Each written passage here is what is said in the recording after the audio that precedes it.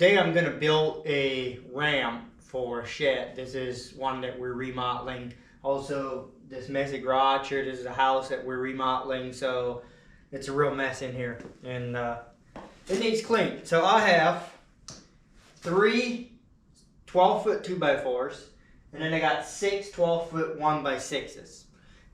They did have 1x6 foot. That's the size of the ramp's going to be 6 feet wide. That's kind of the typical for a double door on a shed. That's kind of typical 6 foot. And then I'm going to be coming out, it's going to be 68 inches, so just under 6 foot. That's by putting, it's going to be 12 pieces of 1x6 together, comes out to 68 inches.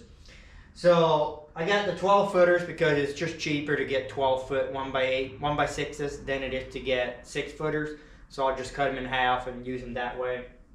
So the first thing I need is got a 2x4 at 6 foot to put along the back, and then I gotta make runners that come out for the floor to sit on, and I'll show you how I cut those in angle, and then I'll show you how I attach it and all those things. So let's get to work.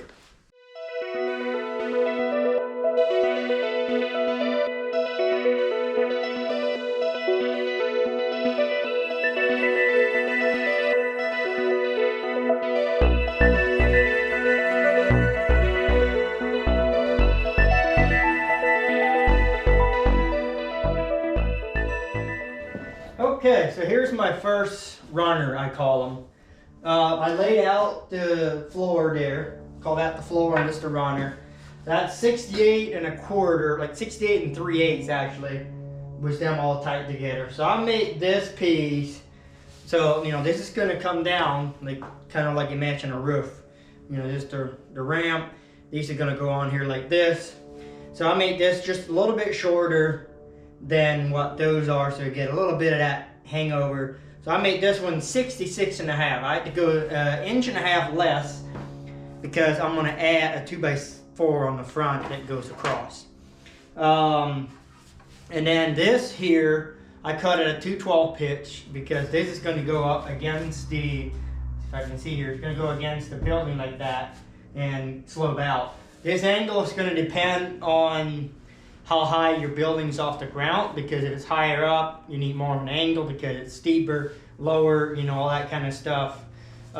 This is just based off of all the buildings that I've delivered, the ramps that they make. That's how the builders that, most of them that we haul for, that's how they build them, the ramps. And then we take the ramp out in the building when we deliver it and attach it. And so obviously they just cut an angle on here. Sometimes it's perfect because the building's the right height, but they never know how high the building's going to be off the ground. And so sometimes the buildings are so low that the ramp doesn't even work because the front end ends up coming up too high. Now this end, I did this thing. I think I went a little extreme, but this is just so that when it slopes down like this, so this sits flat on the ground and then this slopes up. I went 3/4 inch up here because I got to have something still to nail that last part on. And then I went a foot back and then just cut an angle. So I think this will be perfect. I can use this to cut the rest of the runners as my pattern and slap the tops on them. I got nails. Let me just show those. I have, these are just patio deck nails. They're 2.5 inches. And I'll show then after I put this on, the last 2 pieces on the front end did get screwed on. So you could also use screws. Screws are just a lot more expensive, so I decided to use nails.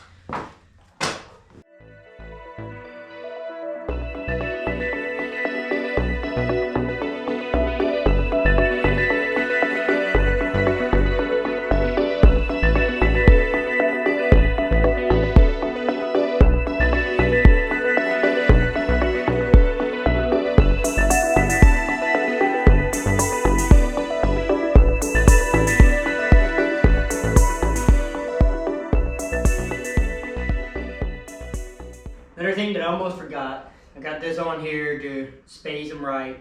You want to make sure there's a square, because if you don't, you're going to start putting the flooring on, it's going to run off the side here. So to do that, you go corner to corner, hook on to that corner, measure to this corner, Right here I have 79.5 inches.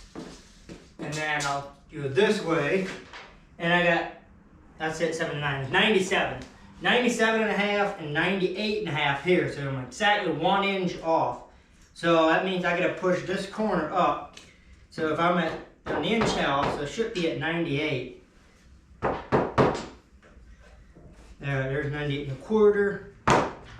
Challenge is to, I need to put my top piece on then to hold it. There's almost there. Right there's 98 and 1/8. Let's see what we got over here. Yeah, we're almost there. So I'm gonna take this up here. And might have to put a couple screws in to kind of help.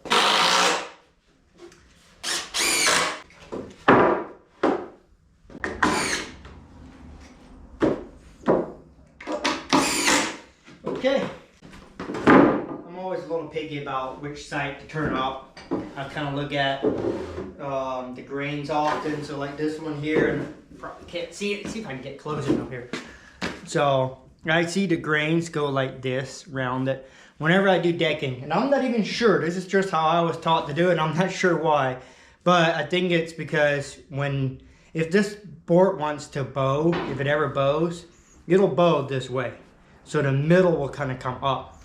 And you don't want a decking board upside down where the edges come up.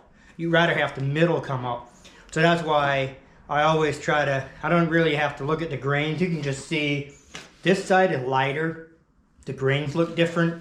It's a little bit lighter color than this side. And so, I don't know, you just tell by looking at it that that's how the grains are gonna go, just based on how each side looks. So I always put it like this, the grains rounded up. Same with these runners here. Before I cut them, I'll take the runner and I'll look through it and I'll look for a crown where there's a bow, and I want to put the bow up, because that way, as it puts weight on it, you have that crown up and then it pushes down. You never want to put it where the belly would be up and the crown down, because then when you're putting any floor choices or stuff like that, I'm always picky about that. So, let's get the nailing.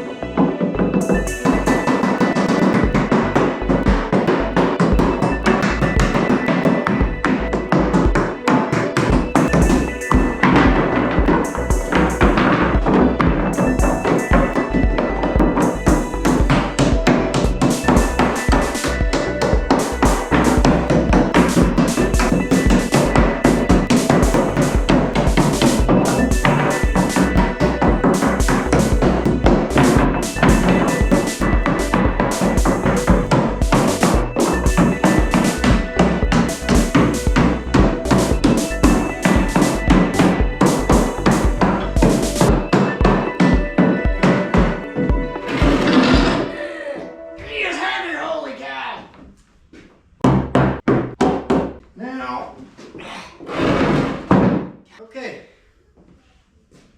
let's go put this baby on.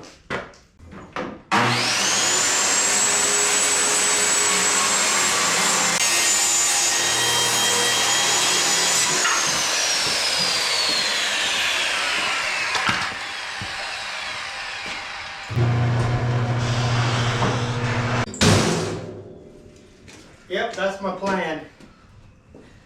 Get the thing on the wheelbarrow and haul it out like that.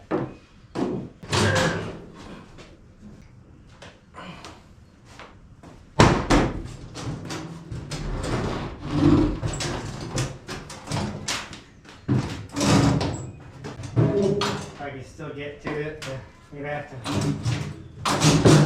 kind of put it in an angle. Oh man, I feel like I'm one of the Wright brothers. I'm about to go fly, man.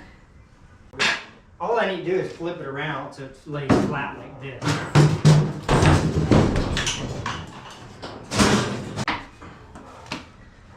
Sometimes,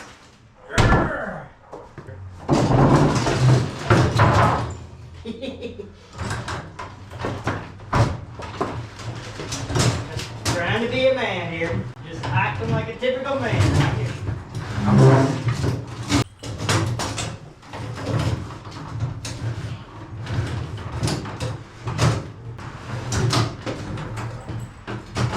Okay, there she is. Let's go put her on.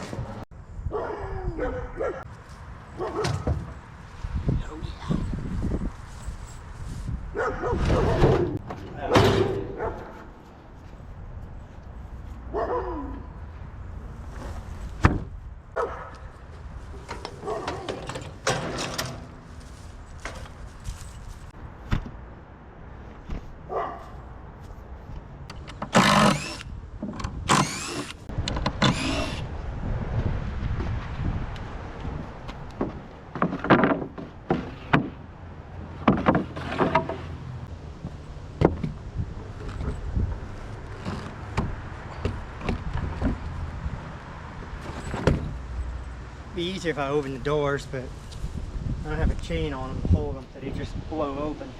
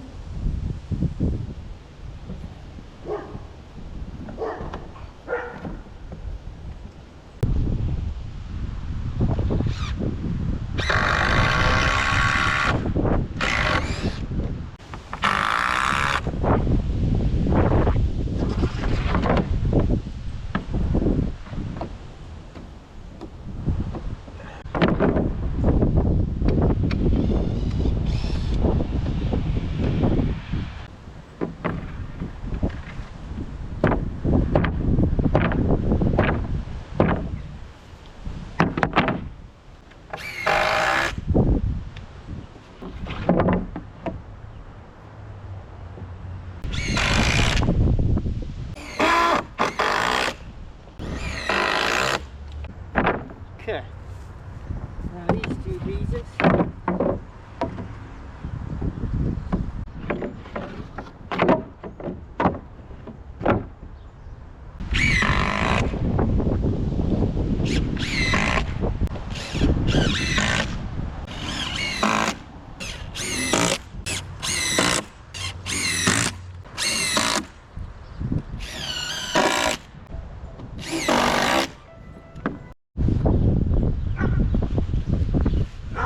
All right, there you have it.